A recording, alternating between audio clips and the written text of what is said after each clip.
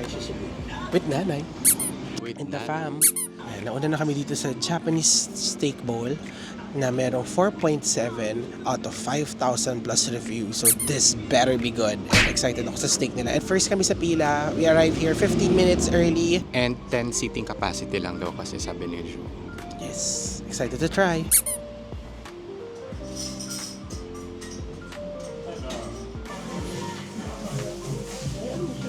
Dito na kami sa loob. So far, papuno na. Ayan, seats are already full. Open kitchen din dito so you can see how they prepare the food. Ito na yung order ni Joe. Grabe, looks promising. Ito naman yung order ko. Curry again. Steak curry.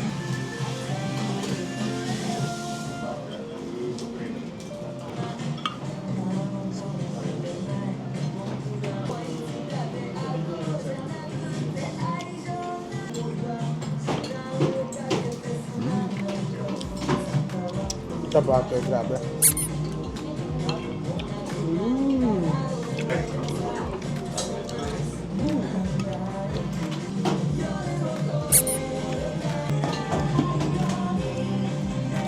What really brings them all together, I mean, the whole thing, is the homemade butter. Sobrang sarap.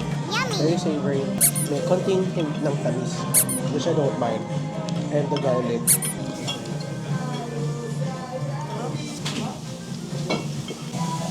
Grabe, definitely babantan namin. Ang nakaba na ng pila ko naman.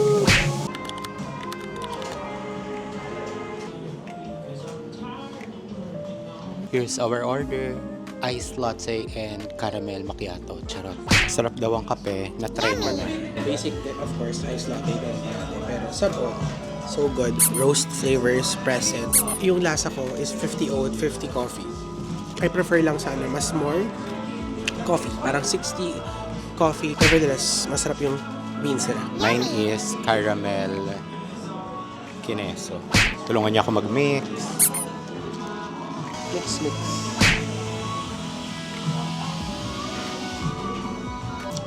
Sarap. Oh, lasang popcorn. Pero hindi talaga ako fan ng matamis sa kape. Pero hindi siya sobrang matamis. As in yung tamis niya, yung tamis na getting there pero hindi natuloy. Tapos biglang pumalo yung kape. Ito pala yung San Sebastian cheesecake. Masarap din daw. Yummy!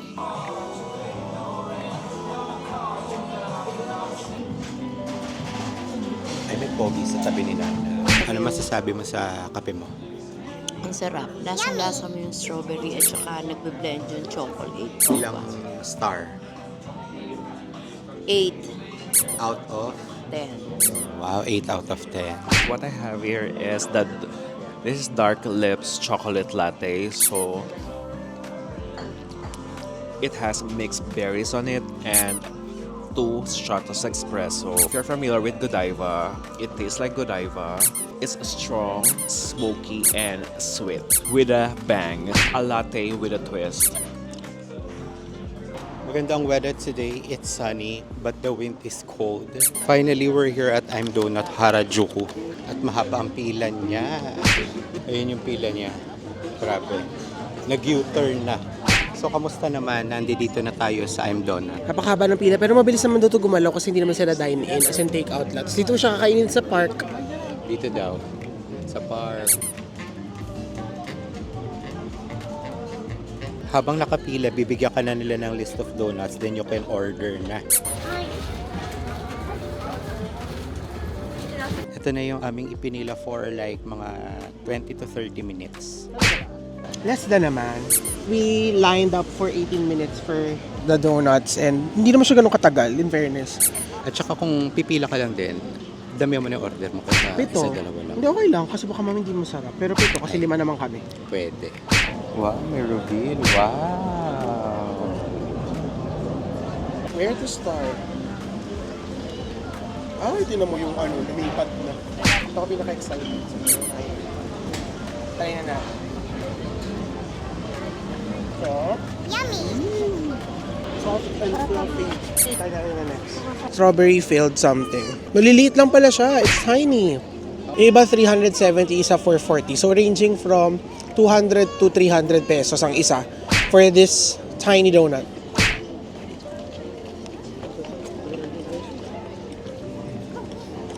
Ang sarap. Last one. Go.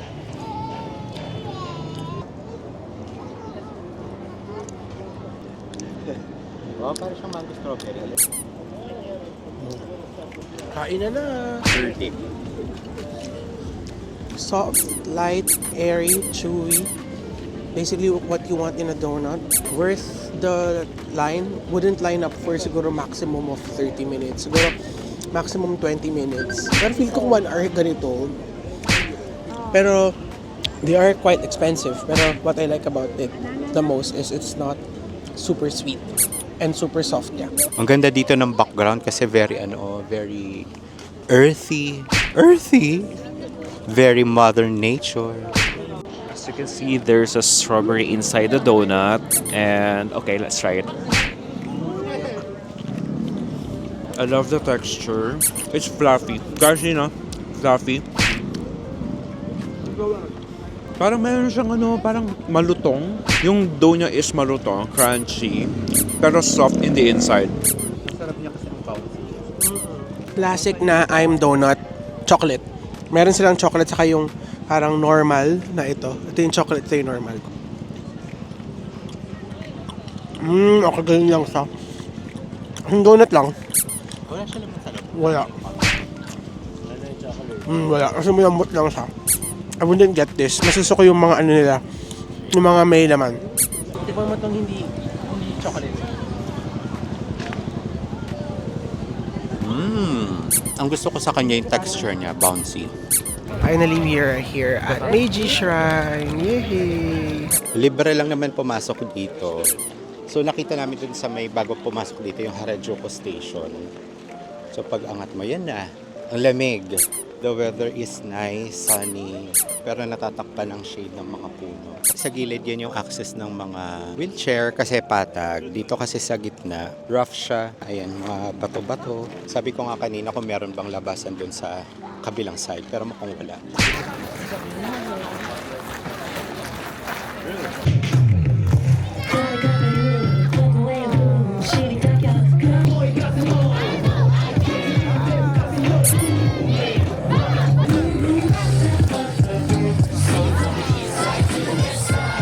Grabe, sobrang daming tao dito sa Takeshita Street. So, hindi namin sure kung makikipagsapalaran kami. Andito kami kay Marion Crepes. Arigatou gozaimasu.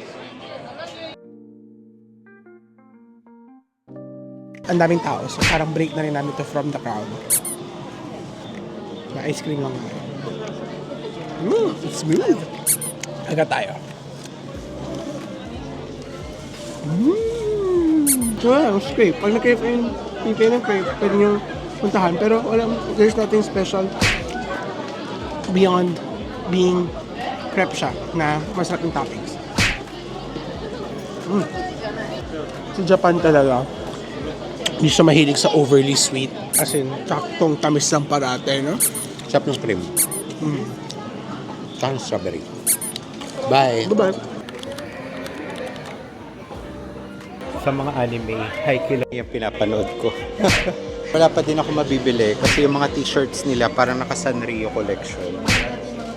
Mas gusto ko yung kung sino sila as it is or yung jersey. Finally, dinner time. We're here at Yoshinoya Shibuya. Actually, madaming branch ng Yoshinoya dito. Kain tayo.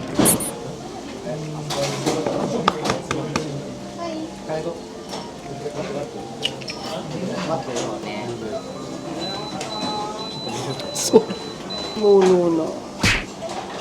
Kain tayo. Game na. Game na.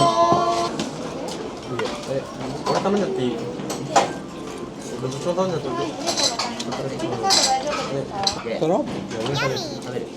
It's not spectacular, but it's good. For 900 pesos.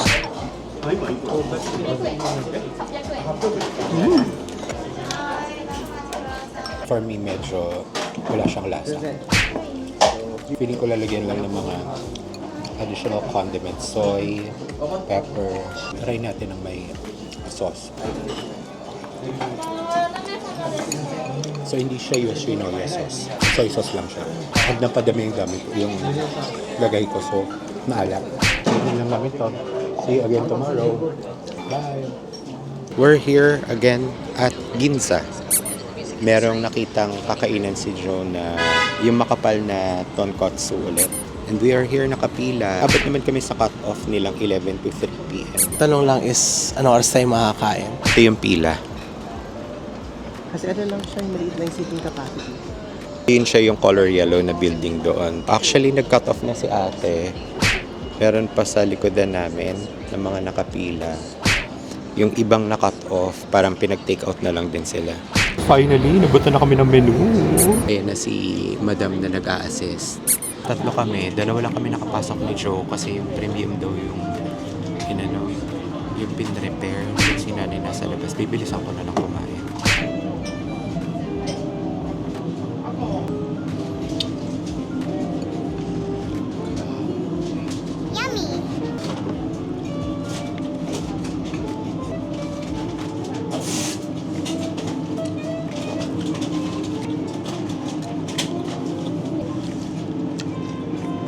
Try natin with wasabi.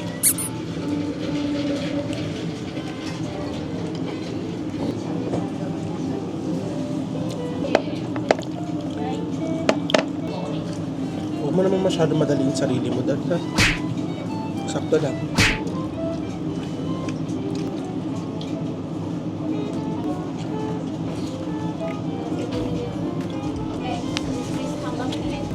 Sarap.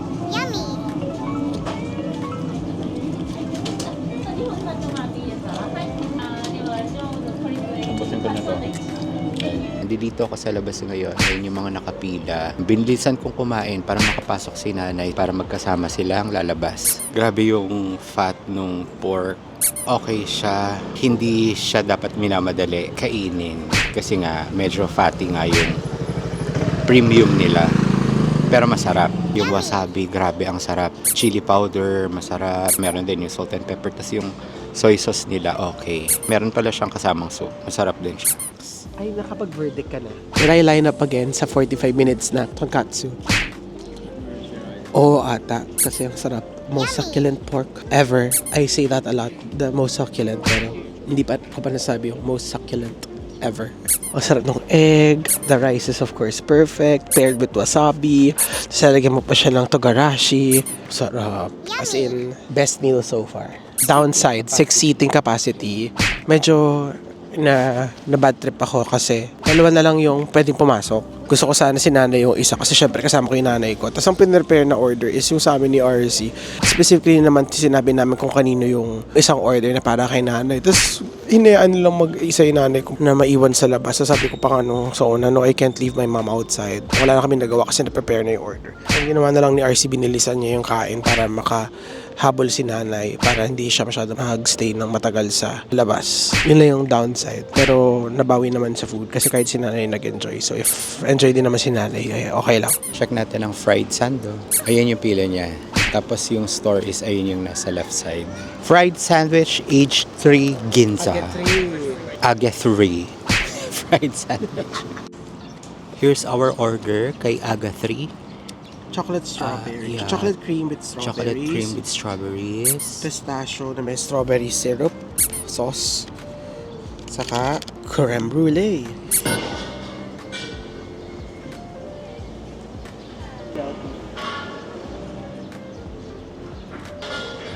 Sapat na pork.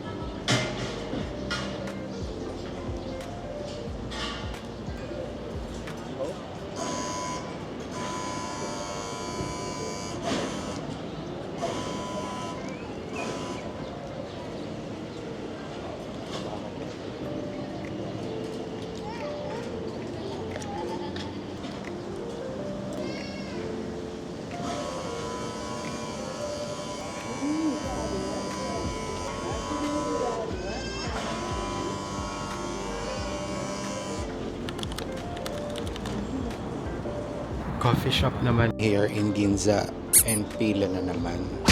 Nakita ko kanina para merong nakabili na. Parang nasa paper cup lang siya na kape na maliit. So, hindi natin sure kung meron silang iced. Pumipili tayo ng pila parate. Pero kasi it's a come and go order. Sarap daw eh. Let's see.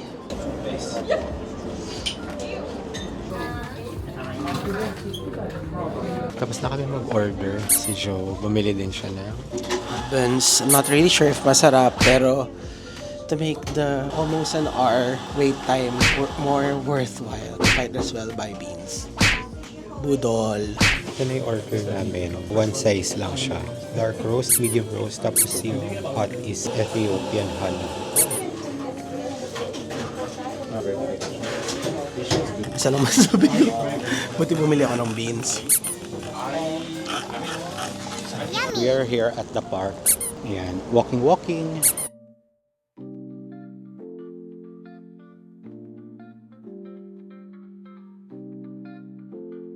It's dinner time. We're here at Sukiyaki Hokuto.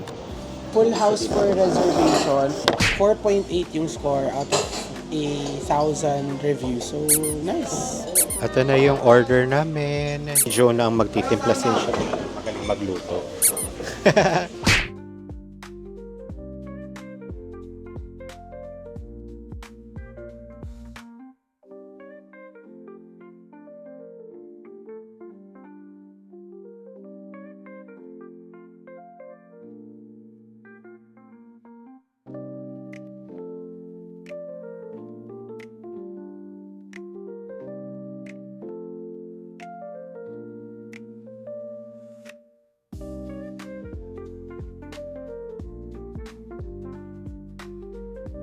So, we're waiting for the gohan. Akala ko yung setup already includes the gohan.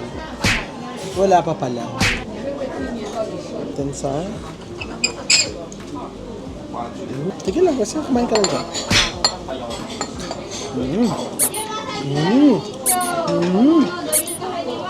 Grabe the beef with the egg, so buttery.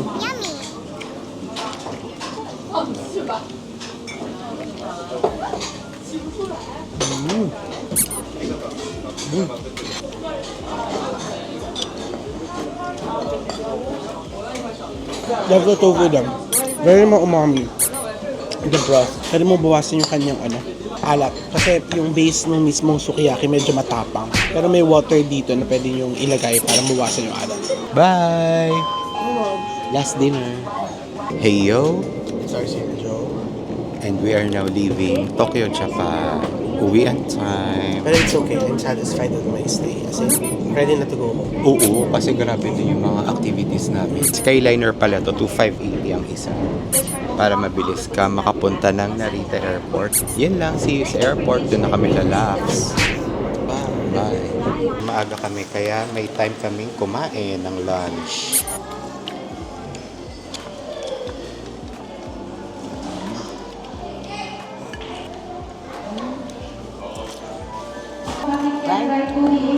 Sabaw na may crabs. Kaya lang, ang dami naman. Sabi ko, small, wala. Mantik ang gamit, parang hindi bago.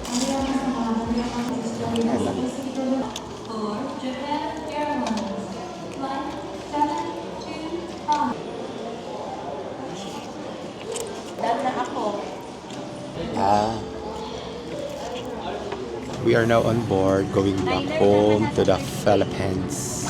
Sad, pero ready naman na ako umuwi. Pero gusto ko ulit bumalik agad. Please support our channel, like, share, and subscribe, and click the notification button to get notified on our latest videos. And you may follow Joe's social account at Facebook, Jojo Ichoy, IG and TikTok at Jojo. Love you, besties, pamangkins. Pamangkins. Love you all, miss you all. Bye!